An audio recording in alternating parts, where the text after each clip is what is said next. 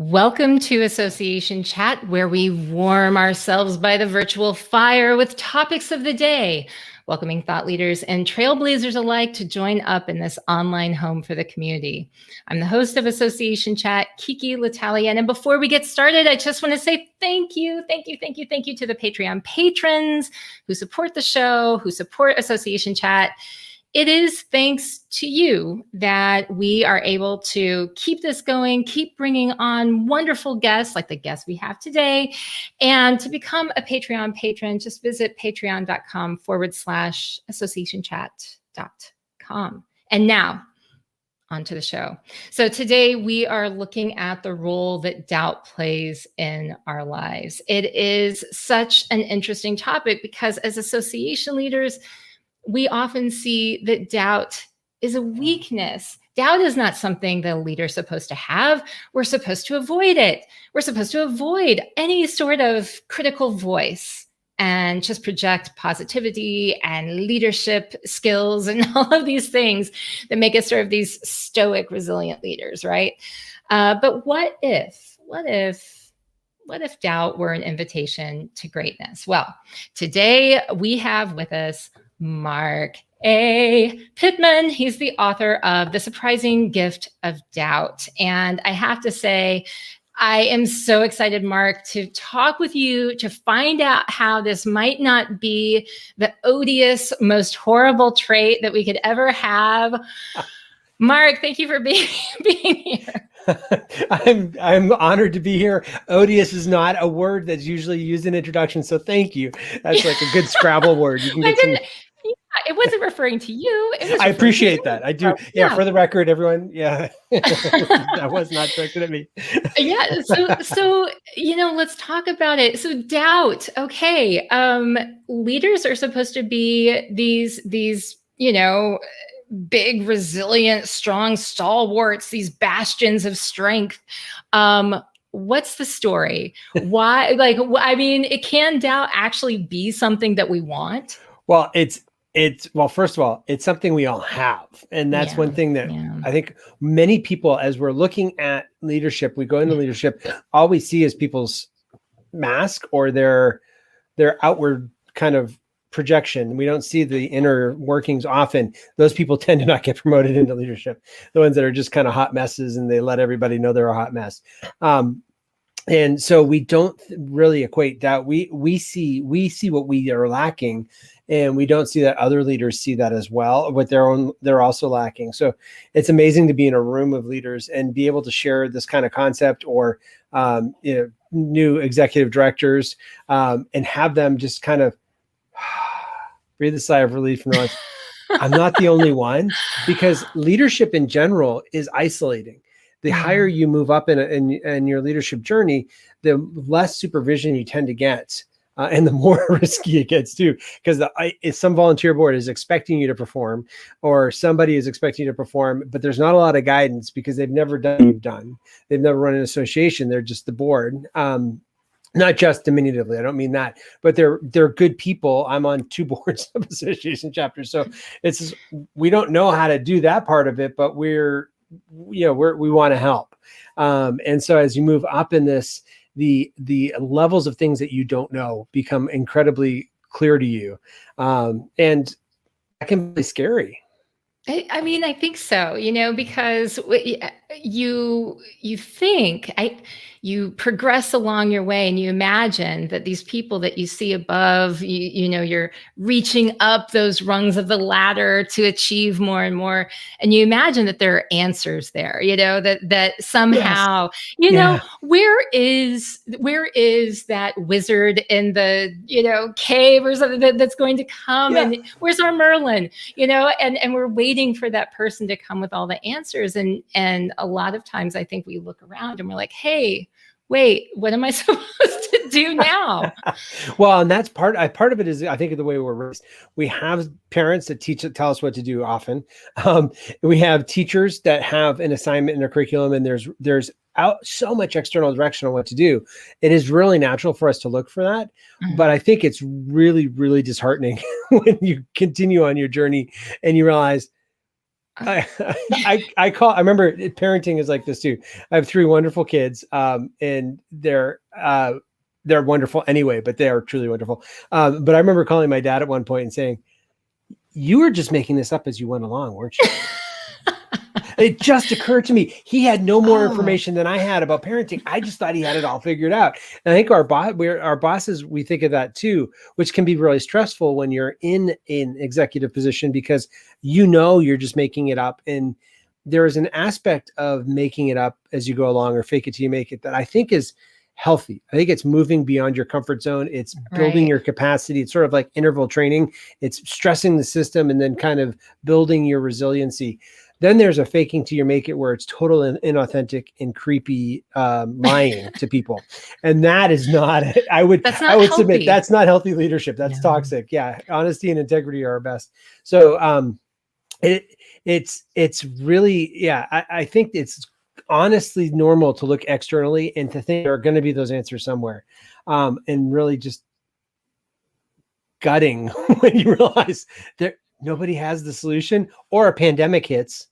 Yeah. And there's no playbook for a pandemic, there's and I think that one of the benefits, I know the associations are going through a hard time, and I totally understand that. The benefits of a globally shared experience is that hopefully people will have that touch point of, what are the things we do know? There's a lot we don't know going forward. What we do know is our values. We're going to take care of our members. We're going to look after our staff. We're going to try to be cutting edge, or whatever it is. Where's the value we provide? And then how we do that, we do not know. And we're going to figure that out as we go. And I think there's a confidence in that, knowing what is staying the same or what is true, that is different than just saying, I don't know what's happening. Right. Running around like Chicken Little. Well, and I think, I think that's such a great point, because you're really talking about knowing yourself. You're talking about also sort of trusting yourself to understand that you may not have all the answers. You may have doubt. Hey, and that's, by the way, okay. Like that's actually a normal response to something like, say, a health pandemic that impacts the entire world. Right. And I think one of the reasons that Association Chat is so cool, and other association or groups like this, is that when you get around people that are in a similar role as you, there is a freedom to ask questions. You have to earn that trust, or make sure it's a safe space.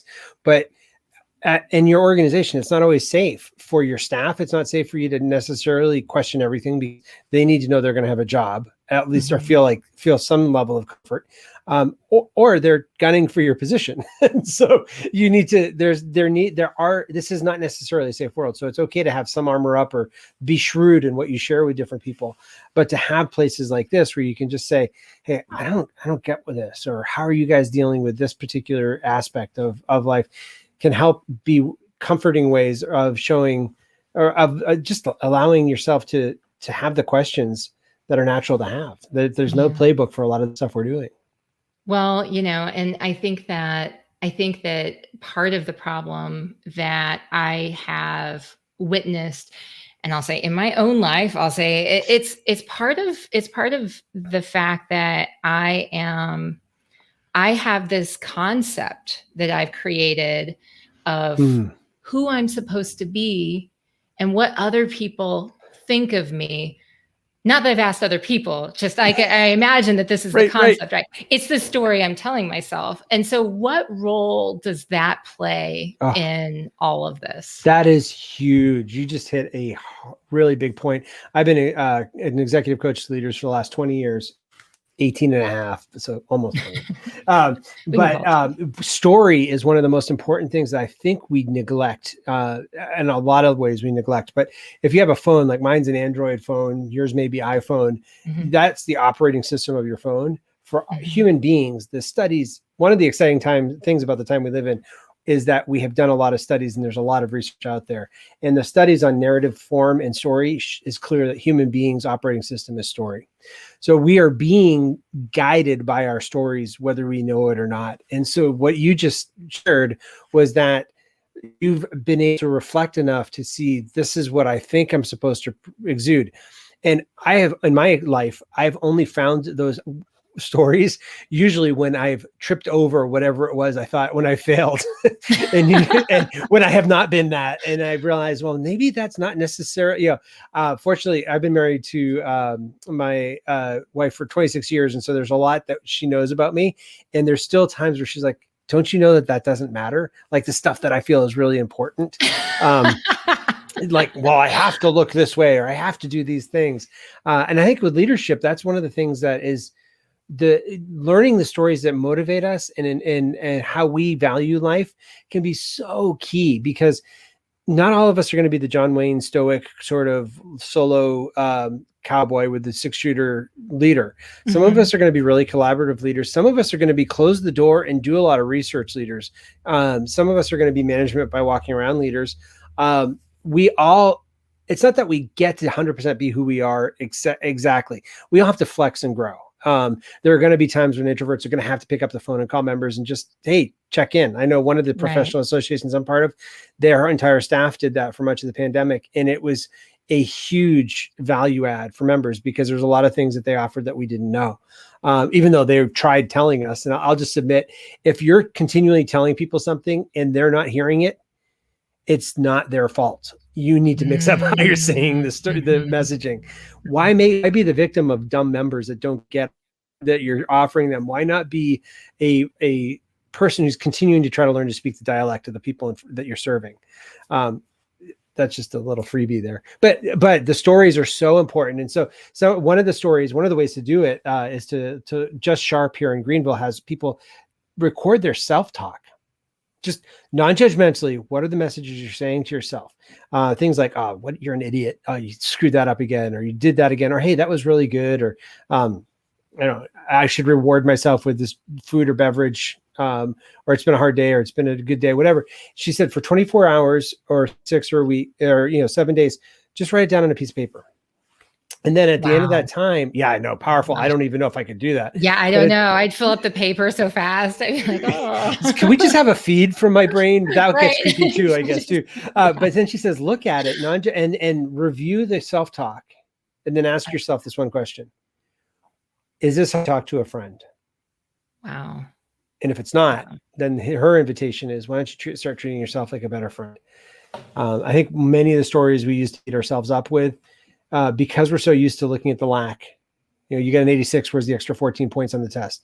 You performed really well in these areas in your job, but these are the areas you need to fix and shore up, that we disregard our strengths. And so as we start to learn to become ourselves better, we actually have more joy in it, because we're not fighting against ourselves. We're not sabotaging ourselves, trying to, I use extrovert introvert because it's easy we've all experienced it, but the extrovert leader is going to lead differently than an introvert. And the extrovert leader is going to have to also be aware that they tend to verbally process, but their staff hears all of that as directives of things to go. Because as you have positional authority, that means, there's different weight in your words. And so you have to create things like saying, I'm just verbally processing. Here are some things I'm thinking. Just labeling it so that you get it, so they don't go and spend a week trying to, implement something that you've said that was just an idea that was crazy and you didn't think would work. Bring it out there. And you hear that frustration in interpersonal relationships all the time, where there's this miscommunication because there are different communication styles. There are just totally different ways that people are working together. And so there's the person who takes everything literally, and everything that's coming out, they're like, oh, this is a priority. This is a priority. It's coming from the boss's mouth. I'm gonna have to do this now. And then there's somebody else who's saying, no, I'm just talking out loud. This is how I process, is I'm just sharing this, and you need to understand that not everything is something to act on. Very frustrating. Right? Part of it is also being teachable, so you can hear that, because there are people that also say, well, I heard you say that, but I'm not going to do it. I'm going to do it my way because I know better.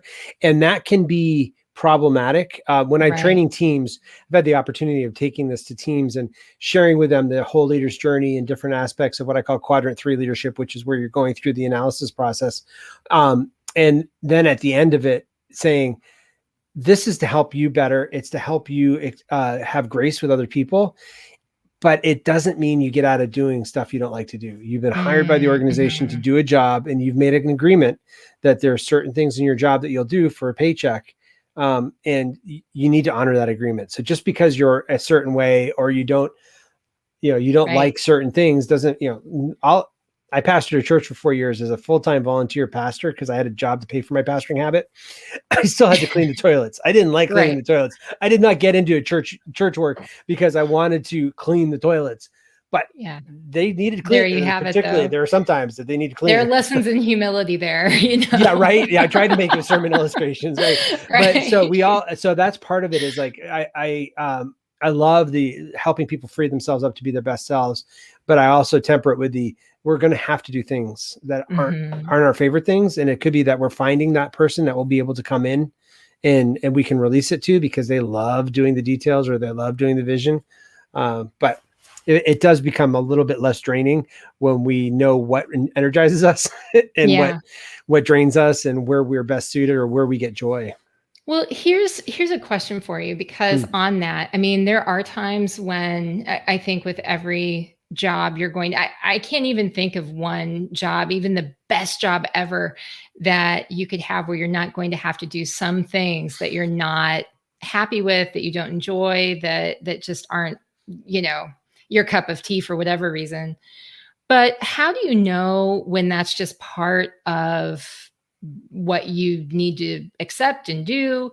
And how do you know when it's actually something that runs this is my self-doubt, right? It's like, is this one of those moments where I need to clean the toilets? Or is this one of those moments where it's like, no, this is really a big indicator that I need to be somewhere else? That is huge. So that is where I think doubt can be the gift to move into that kind of greatness that you talked about. Where is it something I just need to learn to do better? Or is it, and I think it's practice. As you take action and you keep seeing that this is still not something I like to do, then it becomes, you get to analyze yourself or just kind of take some moments and say, it's consistently this thing. For some people, it's sales. They just don't like the sales process and they don't feel like they want to learn it. For other people, it's the budgeting. For a lot of solopreneurs or small associations, it's the bookkeeping stuff. That they can't yet hire the bookkeeper. They have to do it themselves, but they keep putting it off. They don't want to do it. For a lot of people, it's writing thank you notes. I mean, it's something as silly as that. They know it's important. Yeah. Calling the members, doing the most important thing that people could be doing is interfacing with members. And that's often the least thing that associations do. They want to clean up their website and announce that, hey, we got a new website. Most members don't care. Sorry. Don't tell me. I know. This is sponsored by Website Redesign Services. Right. Yeah, no. But they care. So part of it is getting to know yourself really well. And there are a lot of tools in the book that I share about how that you can use to get to know yourself. And it gives you that kind of language to also have that conversation with a trusted friend, a colleague, a coach, that you're able to say, I consistently run up against this. And so one of the examples I would submit is in nonprofit fundraising. The best fundraising is not educational. It is chatty. It is telling a story of one person that has a problem and inviting the donor to fix it. Not because there's a power differential, not because of we have to be careful of that because it could be very easily become reinforcing systemic inequity, which is not the goal. But it's just human beings help each other. That's something that we're wired to do. And here's a problem. Here's a way you can fix it. Membership letters too would be, and often maybe membership letters are a little different, but fundraising, it's definitely telling a story. The research is solid on that. Nonprofits double and triple their money and their revenue when they communicate that way versus all the education, the statistics, and the kind of trying to blunt force trauma, factually beat people into submitting by giving a gift. So we don't want to exclude all the external. There are things that are good to do that just don't feel comfortable, and you'll learn. You can learn habits. But then there are some things where I think for your question, Kiki, part of it is values. Are my crossing of values? Is it a process thing that I don't like? I'd prefer to use a different software. I'd prefer to use a different streaming service, whatever, different computer system. Or is this crossing one of my red lines for integrity or for, I was working with a firm once that I thought was dishonest and I had left.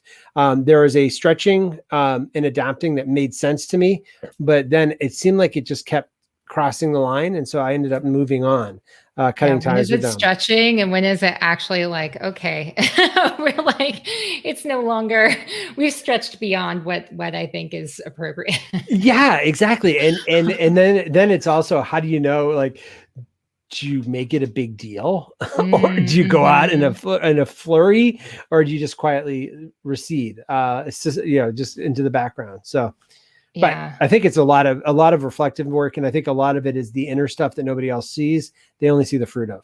So if you get better at your time management or you get better at your goal setting, you're not going to like have a confetti and balloon drop. Hey, I've got a new goal setting program, but people are going to start noticing that they can trust you more. Or when you say you can get something done, you're giving time parameters that are actually realistic, even if it's not what they want to hear. Those types of things help build your ability to influence more people. Yeah. And I mean, I think that that's all what we're really, we're talking about doubt because, so many of us have it and we think, oh, I shouldn't show that. I shouldn't share that. That's shameful. That's something that I should hide from other people for sure. But we're also talking about this understanding of ourselves and being able to, accommodate for the fact that we are human beings going through this human experience and if we're in any kind of leadership position, or if we are working within a team and we have to relate with each other, we need to understand how we are, what we can learn from that doubt, how we're working together through those doubts, and the decision making that comes anyway, whether we have doubts or not. And so there's so much to actually appreciate. You talk about hardwiring a lot, both, and I know in your consulting practice, in the book. Can you talk to us a little bit about the 3 types of hardwiring? Absolutely. There are so many different ways into Quadrant 3. And one of the scary parts about putting it into a book form was making it look linear when it's not. It's organic, it's flowing. And one of the ways that a lot of people kind of get into this ability to have some sort of reflectiveness, to keep learning, to see that the world is different, is through assessments and hardwiring. So, what I've been surprised with since writing the book is that I have seen with leaders 3 different types of hardwiring. It's like a stack. Most of us know the behavioral hardwiring, which is like DISC. Are you fast-paced, more reserved, task-centered, people-centered? Really fun. Anybody that's seen me speak knows that I sometimes have gotten 700 people up in a ballroom for a keynote and had them moving into the different quadrants. Very fun. And the joy on everybody's face. The only thing I've learned from that is when I have camera people, I should let them focus on the high I's, the fast-paced, people-centered, instead of the high C's, the more reserved, because the more reserved, they're not doing anything. Aren't necessarily notifying their face yet, but they're as passionately enjoying. They've told me later, but the high I's are like having a blast. So I love that. And those are helpful because it gives objective wording to teams. And it's something you can notice. Like if you're talking with someone who talks as fast as I do, you might need to pick up the speed a bit to just honor their dialect. If you're talking to someone who's a little bit more reserved, you may need to slow down. So that's understandable. It's behavioral. The other 2 patterns though are that I use with my clients is, one is the Highlands Ability Battery, which is you do 19 meaningless tasks over a course of 3 hours under time pressure. And they're not really meaningless, but they feel it. They feel ludicrous. If I had enough time, I could do them all. But what it's showing you is what you do naturally without stress, what comes quickly to you. And in doing that, you're starting to suss out some of the underlying stressors that you don't even know are there. There are 5 driving abilities it tests that if you're in a green zone with those and you're not using them, they will create stress and you will start sabotaging some of your other work because you want to get these things expressed. If you're learning, 5 of them are how you take in information. And what's great about that is, as most of your listeners probably have heard, you are known from taking assessments, you can kind of skew the questions. You kind of know where they're going with some of the questions. doing tasks under time pressure, you don't know where it's going. It's just what comes to you. Yeah.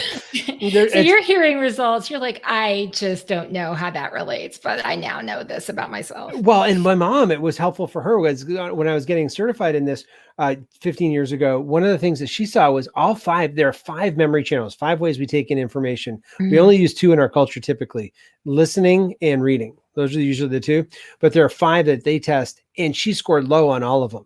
And low or high doesn't matter. It's not, it depends on the game. Low in golf is good. High in basketball is good. So it can be good for whatever.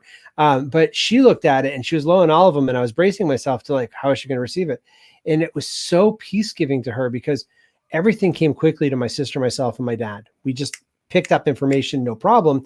But for her, she had to work at it. She had to be listening to the lecture while she was reading the notes and doodling in the margin. It turns out she was engaging 3 or 4 of the learning channels by doing that.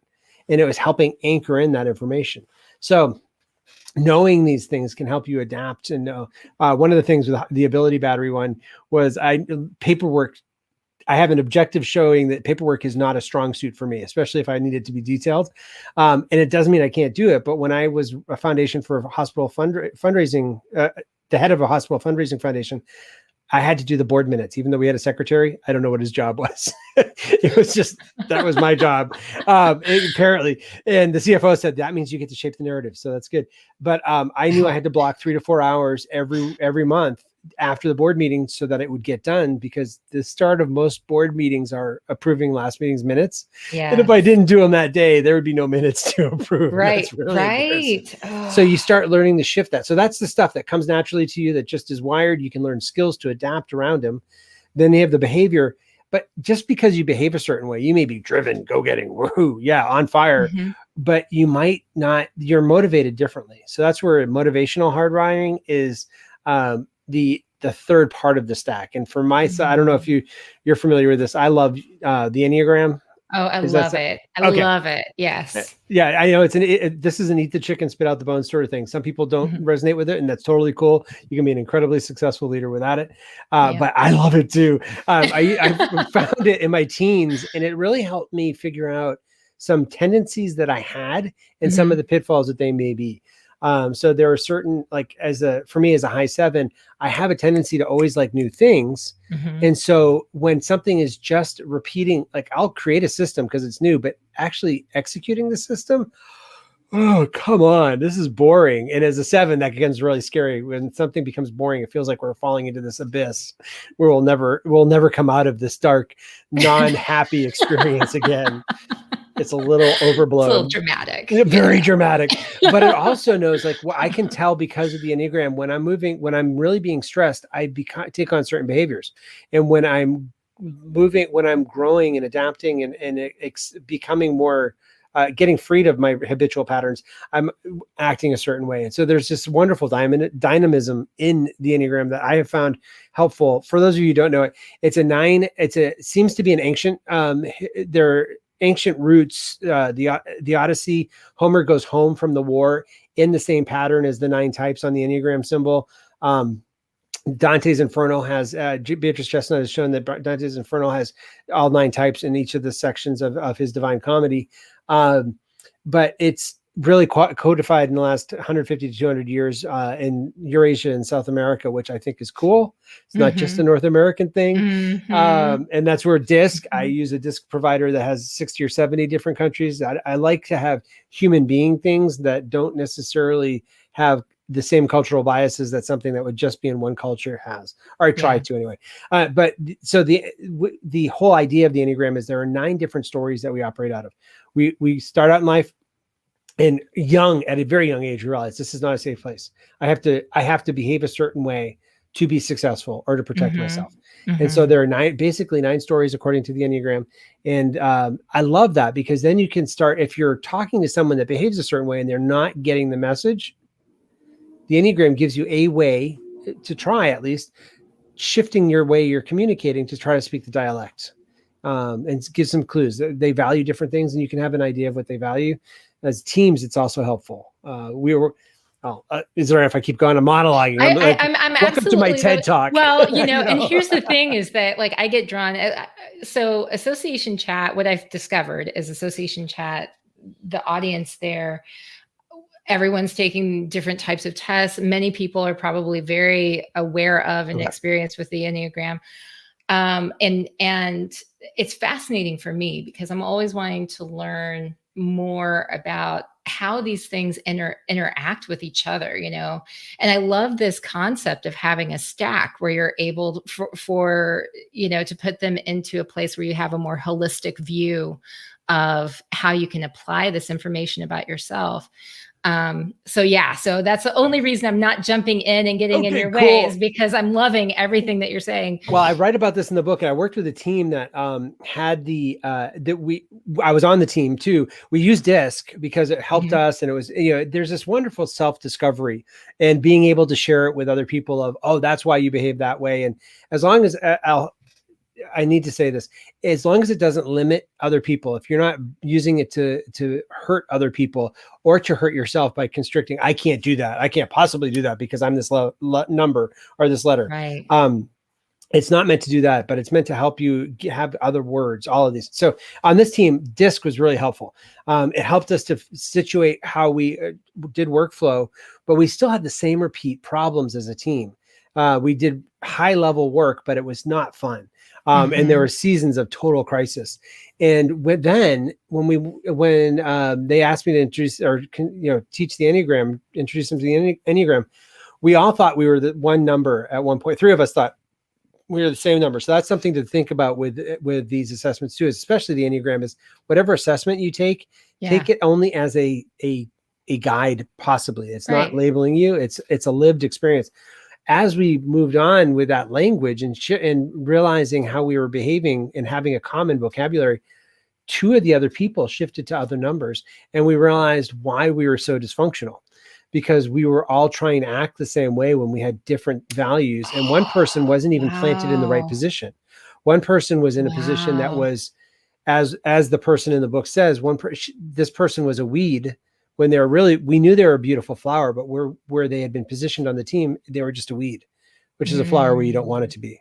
Yeah. So when we get to rework the work, so all the same outcomes were happening, but the workflow was different. It's been much more enjoyable in the subsequent years, for sure. And warning signs too. We're like, that's moving back to that behavior. So, there'd be back angle chats of, okay, we'll take over this stuff. We'll do these things to protect that person. But it's not codependent. It's different. It's healthier. I was talking with someone who, good friend of, actually, I've been saying a good friend of mine. He's a good friend of mine, but he's also a colleague at Tecker International. And Glenn Tecker talks about informed intuition. And when I think about, what we're talking about here, this investigation into understanding and researching how we interact with our own behaviors, how we interact with the decisions that we make, how we make these decisions, how we interact with others, the behaviors, the more we learn, the more it informs us. And then it helps us to strengthen that gut response, that informed intuition, so that we can trust ourselves more as we're making these decisions and moving along. So, do you find that? I mean, are you? Absolutely. Yeah, I think that is the key. So as you start out in leadership, you start out with at least either your own internal confidence or at least trusting somewhat the confidence of the people that put you in position over the project or the team or the organization. But when you copy what other people do and it doesn't work for you, that kills your confidence. So you move into that doubt. And if you let it invite you into this, instead of asking, what if I'm, why am I here? I'm probably the wrong person for this position. I probably shouldn't be here. I'm probably irreparably broken. If you just took a pause and said, what if I'm exactly the leader that this organization needs? What if our association is exactly the voice that needs to be heard in this sector right now? Then you start using you start figuring out what parts of us make that so. You work through the analyze. And as you start testing that out, either as an individual or as an organization or a team, you start building those confidences and you move back up in your confidence to what I call as a focused leader, not because it's all nirvana. We've already established that that's not going to happen. We're in this life anyway. We're on a planet with a bunch of people like us that are quirky. So that's not going to happen. But we know that there's a whole map. We know that there's different quadrants to go to. Maybe we need to look to people to copy, or we need to look for curriculum to help our tools, or we need to do this internal exploration and work with our team of, everybody else in the association world says to do this. That doesn't seem to work for us. Mm-hmm. Why don't we do this? It could be at one conference I worked with. We always would do conference reviews. How'd you like the conference? And none of them really helped because it was like, the room was too cold and the room was too hot. The coffee, there wasn't enough coffee. It was stuff out of our control. And the leader of the conference then sent out another survey. What keeps you awake at night? Mm-hmm. Boom. That made it so that we were actually serving the needs of people rather than kind of getting experts at mediocrity, which a lot of those assessments allow you, they force you to micromanage mediocrity as opposed to actually address the big issues. Well, okay. So along those lines, like getting away from the mediocrity, and identifying maybe a little bit more about, I'm going to zone in on the self, and then I'm going to go to something else. But you say that our favorite books and our favorite movies can shed light on our own leadership style. So maybe if you're like me, you've done the Enneagram, your profile. I'm going to throw in, you don't talk about Myers-Briggs, but I'm going to throw in like all of the different things, right? Yeah. I only don't talk about that because there's been a lot of bad press about it. And it's been I know. And I don't talk about Clifton Strengths Finders only because I'm not certified in it, although I love it too. So but there's a lot of good stuff out there. But it's like, how can people maybe look at their books, their favorite books or movies for tips and clues? This is such a favorite one. And it's usually the similar curve. I'll share my story because this is how my clients have gone through the same thing when I've done it. There's a guy named John Eldredge who wrote a book called Epic that was talking about how human beings are guided by story. And one of the ways to help see yourself, if you don't have people around you that can help you see yourself, or even if you do, is to think about the books that you read all the time, or the movies that you watch. And I would submit to you, it's fiction. I've had some people work really well with nonfiction and biography, so I'm not going to make that a cardinal rule. But when I was doing this with a group, I realized I had to do it because I was leading the group.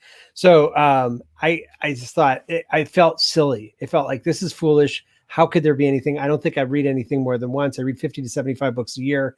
I pretty much am looking for new things. But then I thought, well, Lord of the Rings. That's a movie series that I've watched a lot. Books I like even better. All right, so Lord of the Rings, I'll go there. Mm-hmm. Who's in it? Gandalf. But that's so silly. That's the next stage is, man, everybody's going to have the same character I have. Well, I got into the group, shared Gandalf, and nobody else had that. Like, I was feeling so dumb, like, this is so trite. This is so normal. And so that's what forced me, as John Eldredge suggested it would, into wondering, what about Gandalf? And the two things that I picked up on in the books, he's a total nerd. He studied for years to figure out what was this ring thing. He went into the deep into the archives, went into the libraries to really get all nerded out on finding the original sources and trying to figure out what this ring was. And he's a fierce warrior who can kick butt. He's not he's not afraid to change the world, but he wants to do it for the right reason. And I realized, every time I speak, I want to be grounded I want to know the studies. I want to know the sources that I'm speaking, because people's time is valuable, and I don't want to ever inflict something on them that's going to do them harm, because I was just talking off the top of my head. Mm-hmm. And I've had one CEO of a nonprofit in the Chicago area did this. She went through the same setting, similar kind of disbelief cycle, but she said Princess Leia and Katniss Everdeen. Those are the two for me. And it was interesting because I said, why? She said, well, Princess Leia is royalty, but she can kick ass. Can I say that? Oh yeah, totally. Okay, phew. Yeah. So oops, sorry. She's royalty and she can kick ass. And it turns out this particular leader was in a situation where her incoming board chair in 6 months had said, I don't know why this nonprofit exists. I think it's a jobs program for the staff. Right. I don't think they can be employed anywhere else. So we created this organization, and we're not really making any impact at all. And that person was going to be the board chair. So she had to hold her head tall as a woman in a somewhat misogynistic world, and also as a leader of an organization, she had to walk with that dignity and that royalty and that kind of poise.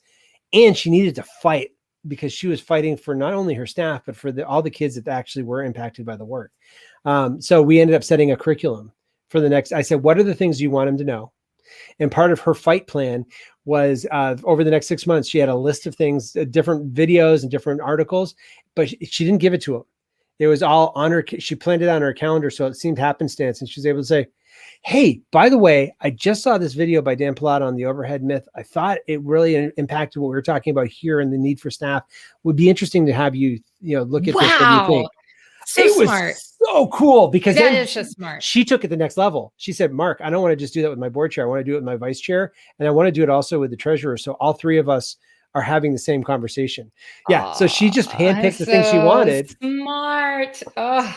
Yeah. Oh so gosh. That was all unlocked because Princess Leia and Katniss Everdeen, being strategic, strong women. That's so brilliant. I mean, and she's like leading them along on this journey, feeding them the things that's going to accomplish what she's trying to. Opening them up to sharing stuff that they're learning potentially. Yes. As opposed to just, boom, here's the curriculum. Here's what we have to go through. Take it. Yeah. No, That's so smart. That's so strategic. It's really, really great. It was strategic. Yeah. Strategic spontaneity. Strategic spontaneity. Spontaneity. Oh, by the way, look at that. I think, check this out. Yeah. I just read this. I found this article. It's so brilliant. Well, I do want to actually bring up the fact that we have, as people are watching live in different channels, Mike had said he loves the what keeps you up at night question, both for members and staff. Giving you a perspective on the challenges that people are facing. And then Willis Turner over on Facebook said, I also like to ask, what is the first thing that you think about when you wake up in the morning? Willis, that is such a positive way to look. That's good. Willis is very cool too. He's going to be on the show very soon. I can't wait.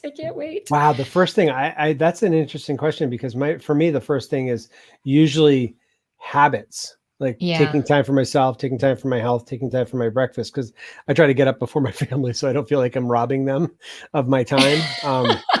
That's interesting.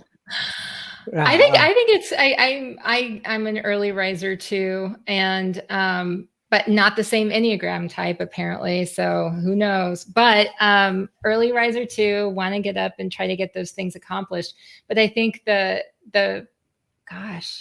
I'm trying to think, other than having those habits that I'm trying to instill, starting the day off right, like what's the first thing I think about?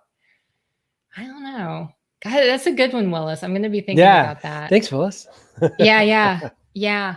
Well, okay. So you've mentioned a couple of times about we've talked about how we have, our hardwiring we have our stack, and we're looking at the different ways that we can sort of get tips and clues about what type of leader we are and how we naturally are able to sort of interact with the world around us. What about goals? Yeah. Yeah. I know go ahead. Well, no, go ahead. Because there's so many books written on the goals. Yeah. There's so many. So for me, I was raised in a weird family where we had schoolwork because I was a student, and we had Pitman family homework because I was a Pitman. So my mom was going through her bachelor's and then her master's and then her post-grad work. And so she was photocopying his stuff as she was doing it. I think it was, Wellesley, and then at Harvard, different things, family therapy things. So we were learning transactional analysis stuff. We were reading Norman Vincent Peale. We were reading Florence Littauer and listening to Les Brown and Zig Ziglar. Love it. So goal setting is something I've had a lot of different things on. And I didn't realize I was doing Quadrant 3 work 15 years ago when I created this thing called Magnet Goals, where I took the bits that worked for me.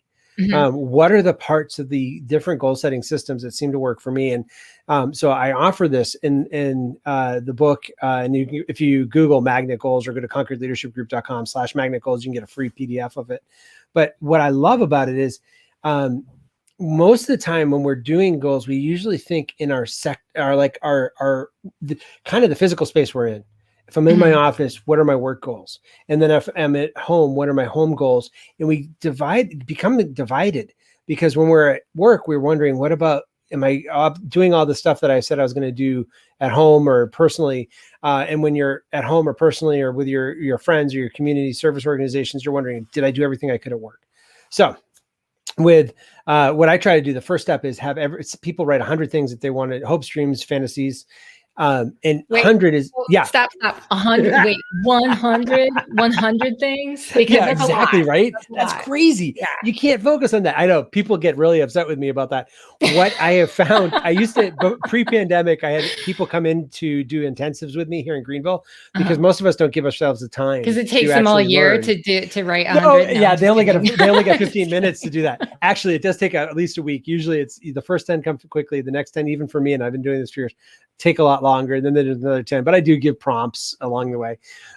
What happens though in the intensives when people come together and do it is that they write them, and there's a little peer pressure. So they do tend to do more. And I've discovered two things from this. One is people that don't like setting goals at all. And there are a lot of leaders that don't, because they feel morally obligated when something's on paper. So they don't want to write it down. They'd rather just let it rock it in their head, which is not serving anyone, because nobody can read our minds. So those people get to a point, whatever the breaking point is, 20, 30, 50, where they realize this is just foolish. And so they then fill out the things with all sorts of stuff, and it frees them to actually get some creative thinking going. The other thing that happens really frequently is people will call me over to the table and say, hey, Marc, on my list, can I put, I've always wanted to plant a garden. Can I put that on my list? And I'd get this kind of grin and say, yeah, it's your list. and like they're asking for permission to be fully human. And so what I love about goals that way is that it brings out some of the stuff that's fully human, and it makes it so that when you're at work, you can be working on the work stuff. And when you're at home, or whatever home is for whoever the different types of homes that we have, or when we're not at work, we can be fully present there. The other thing with goals that I think is really important for leadership, for association leaders, emerging leaders too, is that when your boss sets the goal for you and your boss set the goal for your team, or the board sets the goal for you as the director, often we are so schooled in taking that as our personal to-do list that we then try to be servant leaders and turn to our staff and say, what do you need from us to do your job? Yeah. And that doesn't, and so we're torn between what we know is on our report card and what we obligated ourselves to doing to help people. So there's a thing called Cascading Goals that I write about too. And I learned it in Northern New England, where you work with the staff and the board on based on your strategic plan, not just arbitrary whims of raise membership retention by this percentage and raise fundraising by that percentage and whatever, but where are we going, and what can we do in the next 12 months? And then as the leader, you take it to your team and say, here are the organization's goals. They're not your personal goals. They're the organization's goals. What I love about that, Kiki, is that I have invariably had the numbers person say, I could help with the revenue generation side, which are usually two different skill sets. Yeah. And it's not in their job description. And so sometimes there are some people that will thank you. If we need you, we'll do that. If it's way outside the job description, but having the numbers person, like having her at the conversation with an investor, member, or donor can be incredibly helpful and powerful, because they speak the language that donor may want. So you start seeing some interesting correlations. And then as the leader, you can then work with your staff meetings and just have the same kind of structure for, here are the things that you said you're going to be working on this year. How can I help you? And then how can I help you is not betwixt and between. It's not like you're working on their stuff and knowing that there's a to-do list that you're not doing. There's a more of a kind of symmetry going on between all your work. All right. Or more of it. So now I'm at the point where I've gotten inspired. I feel like, oh, there's all these different ways that I can pull together. And then I'm thinking, oh my gosh, 100 goals, like, oh my gosh. And so take me to, I promise I'm not going to get hung up on that. That actually excites me because I like making lists, but I mean, 100 is a lot. No, it's a total lot. I had one person that only got to, I think he said he only got to 5 or 7. Yeah. And put it away and was frustrated with it. And a good friend of mine, 3 years later, he pulled it out of his drawer, and three of the last ones were these pie in the sky, never going to happen, perfect world scenarios. And he did a video chat with me. He said, I can't believe it, Marc. I'm living the three of those. I 100% believe that's true, because I've seen it happen. I've seen it happen with things that I've written, I've forgotten about. And then I come back and there's part of you that is, I do think that it helps to write them out. There's part of you that's working at that's trying to solve that puzzle and getting you closer and closer. And so even it's like an alchemy of just writing it down and just, being able to, on some level, consciously recognize it, add some sort of magic powder to like, well, I think Maxwell Maltz, I think it's in Psycho-Cybernetics, says like there are heat-seeking missiles, human beings are goal-seeking. Right. And if we write something down, we're giving some part of our subconscious direction, and things do work that way. So one of the 100 that I've always put on there is be positively interviewed by Oprah, because I figure I want to be very clear. Well, yeah.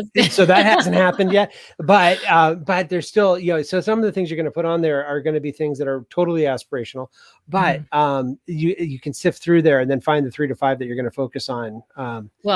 Anyway, so I distracted you though. You're going somewhere. Once upon a time, I just need to tell you, you're getting closer, because once upon a time I said I wanted to be the Oprah of the association industry. So like, you're just getting closer. Thank you. Oprah's show did call me in 99. Keep going. I did get a call, and I thought it was a prank because it was Oprah's show. Robert Kiyosaki they were going to do a show on Rich Dad Poor Dad, and I had written him a letter. He had no CRM at that point, but he had a piece of paper for me saying, thank you for helping me in my work. And so I was going to be one of the guests, but they ended up making it a different show. So that was so close. Yes.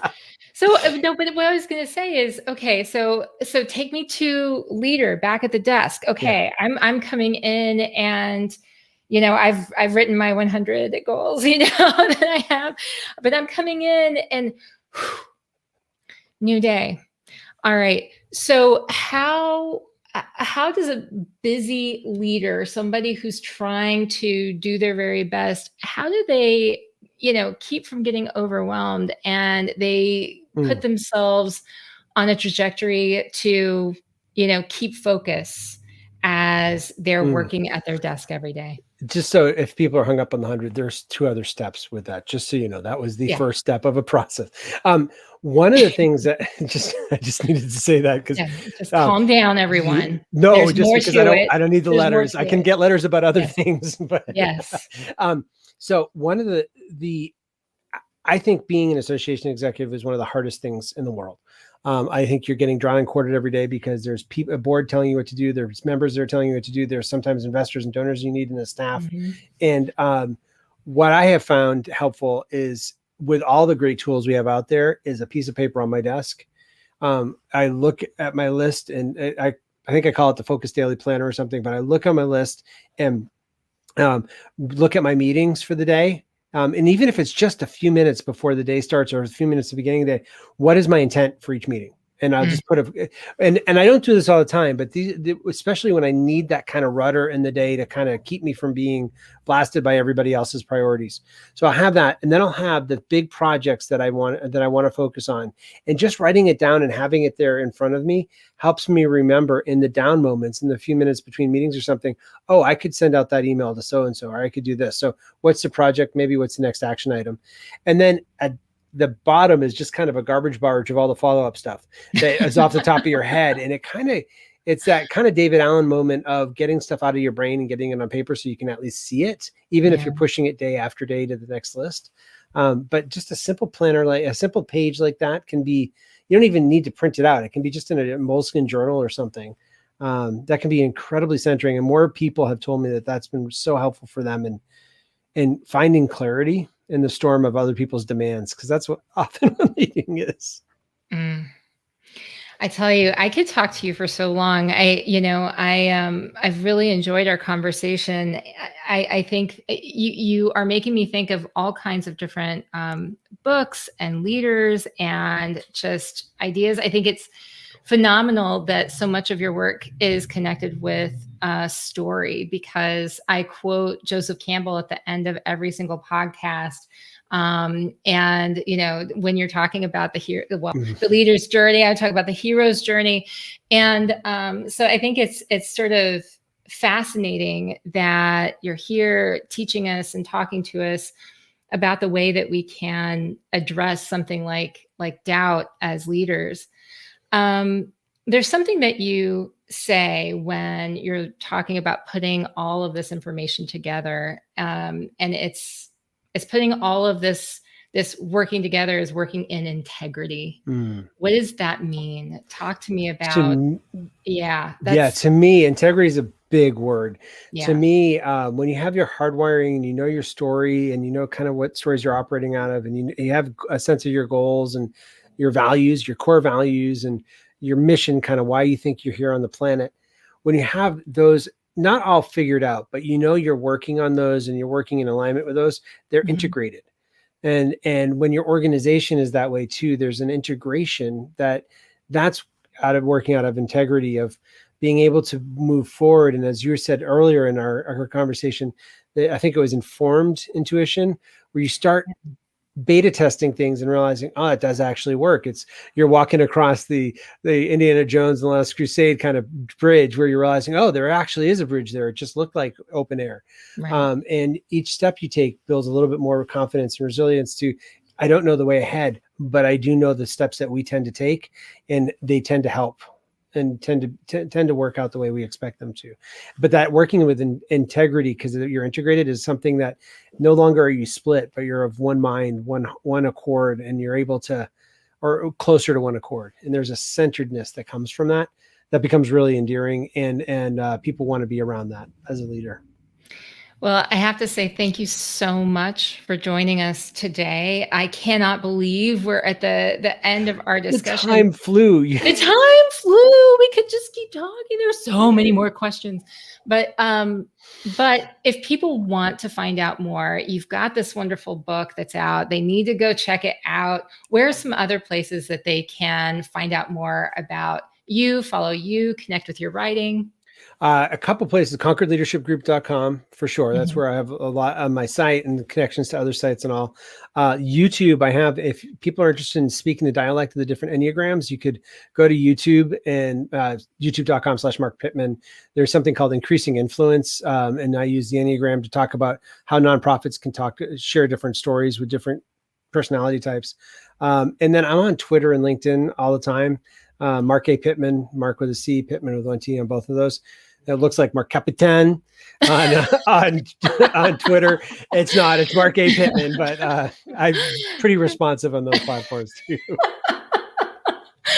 I will be seeing you over there. I am Kiki l'Italian on Twitter. And I feel your pain is all I can say about this. But, I've learned so much, and I can't tell you how much I appreciate you coming on. I hope that you will join us again. There's obviously so many other topics that we can jump into, dive deep on. So I'm going to go ahead and just put this out there. Thank you, because I'm honored. Your members are helping people steward like what we just talked about for that you're doing as you're doing for your members. I've been with subcontractors who didn't know how they were going to keep their businesses together, but the association helped give them those professional connections. I've been with bowling proprietors, and so your work is so important at helping all the other things that are happening in our countries flourish. So thank you for that, and I'd be glad to do whatever I can to support your members. All right. Thank you so much. And thanks to all of you. I hope you really got a lot of value out of today's conversation. I know that I did. I cannot believe all of these tie-ins to story and really, exploring the ways that we can learn more about ourselves so that we can interact and have more powerful relationships with each other and actually propel all of our organizations further into what they're trying to achieve and what we're all trying to achieve on this crazy thing called Earth. So with that, I'm going to tell you, I hope you keep asking questions to learn every day, because as Joseph Campbell once said, the cave you fear to enter holds the treasure you seek. Have a great week, everyone.